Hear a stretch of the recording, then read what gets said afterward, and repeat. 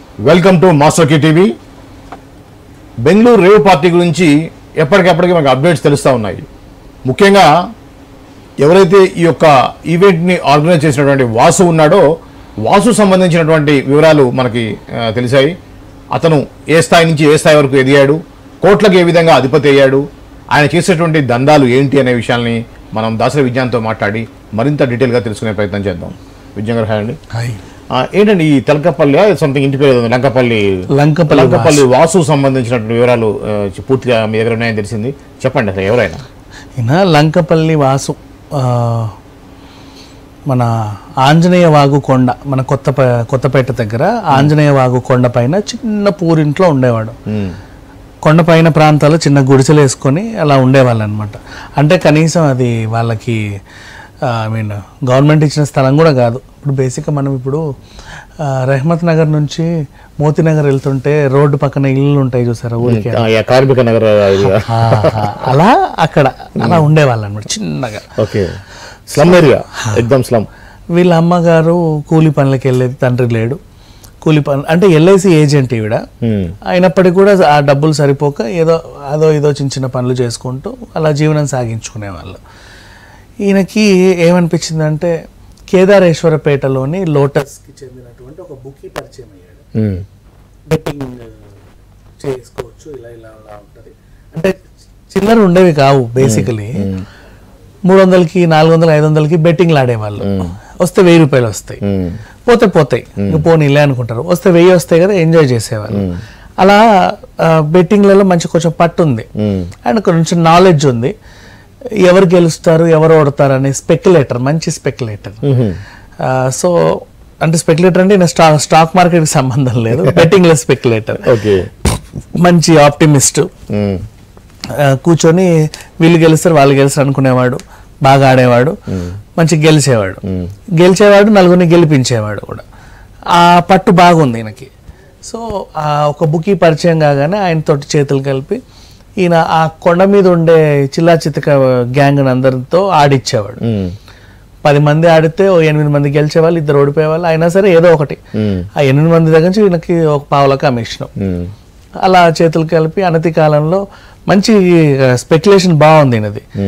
ఈయన చెప్పిన దాని మీద బెట్టింగ్ పెడితే ఖచ్చితంగా 300 వస్తున్నాయి.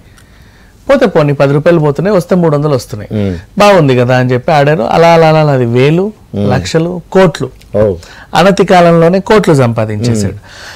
ఈయనకి కింద బుకీలు ఉన్నారు ఇంకా మళ్ళీ. అంటే ఈ ఒక బుకీ దగ్గర పనిచేసి ఈయన ఒక బుకీ అయ్యి ఇంకా చాలా మంది బుకీలను తయారు చేసి ఆ బుకీలకు ఒక రారాజులా ఎదిగాడు అనతి కాలంలోనే. ఎన్నో ప్రాపర్టీలు కొన్నాడు. ఆ కొండ వెనక ప్రాంతము, ఆ కొండ ఏ కొండలో అయితే ఆయన ఉన్నాడో 150 గజాల స్థలం అది. ఆ ఇంటిని తీసేసి మంచి లగ్జరీ రేకుల షెడ్ లాగా ఏదో తయారు చేశాడు. అదే ఆయన క్లబ్. అక్కడ నుంచే బెట్టింగ్లు నిర్వహించేవాడు. ఆయన సామ్రాజ్యం చుట్టుపక్కల సీసీటీవీ కెమెరాలు అవన్నీ అమర్చుకున్నాడు.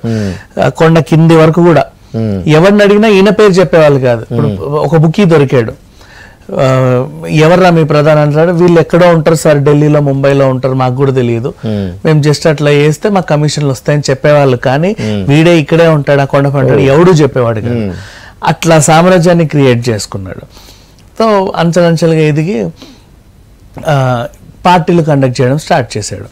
ఎలాంటి పార్టీలు అంటే ఫస్ట్ బెట్టింగ్ పార్టీలో ఆర్గనైజ్ చేసేవాడు. అందరు మనకి సింపుల్ చెప్పండి, జులై సినిమా చూసావా, ఒక రూమ్ కి వెళ్ళి అందరు అక్కడే బెట్టింగ్లు చేసేవారు, పోలీసులు రాగానే పారిపోయారు. ఆ టైప్ ఆర్గనైజేషన్. అందరు అక్కడికి వచ్చి కూర్చొని లక్షల కోట్లు పెట్టి బెట్టింగ్లు అక్కడక్కడే చేతులు మారేవి, బోల్డ్ డబ్బులు. వీడి కమిషన్ వీడికి వచ్చేది, ఆర్గనైజర్ కాబట్టి. ఇట్లా ఎదిగాడు. ఇక్కడ సరే బెట్టింగ్లతో పాటు ఆ మ్యాచ్ జరిగే 2.5 గంటల ఎంటర్టైన్మెంట్ కూడా కావాలి కదా, మందు మార్పాలం. ఇంకో 2 అడుగుల ముందుకేసి డ్రగ్స్, ఇంకేవో ఇంకా 2 అడుగుల ముందుకేసి అమ్మాయిలు, జల్సాలు. అక్కడ దాకా వెళ్ళింది. సో ఇంతున్నప్పుడు ఈ సామ్రాజ్యం ఇంతే ఎందుకు, ఒక వాట్సాప్ గ్రూప్ క్రియేట్ చేసుకున్నాడు. ఈయన దగ్గర చాలా మంది వచ్చేవాళ్ళు అనమాట. ఈవెన్ పెడ్లర్తో కూడా పరిచయం ఉండేది, డ్రగ్స్ సప్లై చేసే వాళ్ళతో. వాట్సాప్ గ్రూప్ క్రియేట్ చేసి పార్టీస్ ఆర్గనైజ్, ఒక్కో పార్టీకి ఒక టైటిల్ పెట్టేవాడు.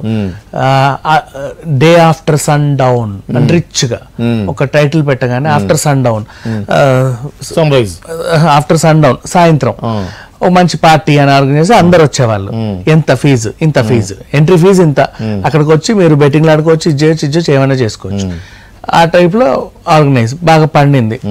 ఆ తర్వాత పలానా ఒకడు ఉన్నాడు రా బాబు, దూరంగా ఫామ్ హౌస్ తీసుకెళ్లి మంచిగా ఆడిస్తాడు, పాడిస్తాడు అని చెప్పేసి ఈ కోళ్ల పందాల మీద ఇంట్రెస్ట్ ఉండే రాజకీయ నాయకులు, ఈ బెట్టింగ్ లో ఇంట్రెస్ట్ ఉండే బిజినెస్ మ్యాన్లు, వీళ్ళందరూ కూడా ఈయన ఒక గ్రూప్ లా క్రియేట్ చేసుకున్నాడు.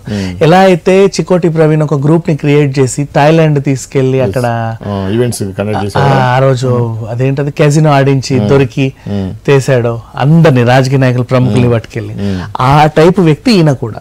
ఇట్లాంటి వాళ్ళు ఉన్నారు, చాలా మంది ఉన్నారు. కొంతమంది అందరికి తెలుసు, కొంతమంది తెలియదు.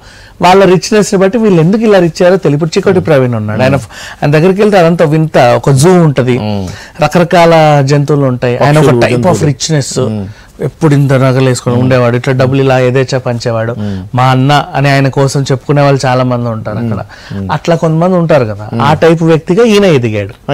లంకపల్లి వాసి ఓన్లీ ఐపీఎల్ బెట్టింగ్ రేవ్ పార్టీలేనా, ఇంకా ఇవి political betting, main political betting, Pithapuram betting లో ఇట్లాంటి బెట్టింగ్ అన్ని చేసేవాడు. ఎవరు గెలుస్తారు, ఎవరు. నాకున్న ఇన్ఫర్మేషన్ అంటే ఇండియా వైడ్ గా, నాట్ ఓన్లీ తెలంగాణ ఆంధ్ర కాకుండా ఇండియా వైడ్ గా అన్ని రాష్ట్రాల్లో ఎలక్షన్స్ కూడా బెట్టింగ్స్ నిర్వహించేవాడని చెప్పి తెలిసింది. ఏముందండి, చిత్తు బొత్తు ఆట అంతే కదా. బెట్టింగ్ అంటే అయితే చిత్తు లేదా బొత్తు అంతే, జస్ట్ ఇటు అటు బొమ్మ బొరుస ఆటలు హ్యాపీగా ఆడుతారు, ఎక్కడైనా ఆడడం. ఇంకోటి ఇండియా వర్సెస్ ఈ ఐపీఎల్ మ్యాచ్ లోనే కాదు, ఎక్కడ ఏ మ్యాచ్ లో అయినా బెట్టింగ్ చేసుకోవచ్చు.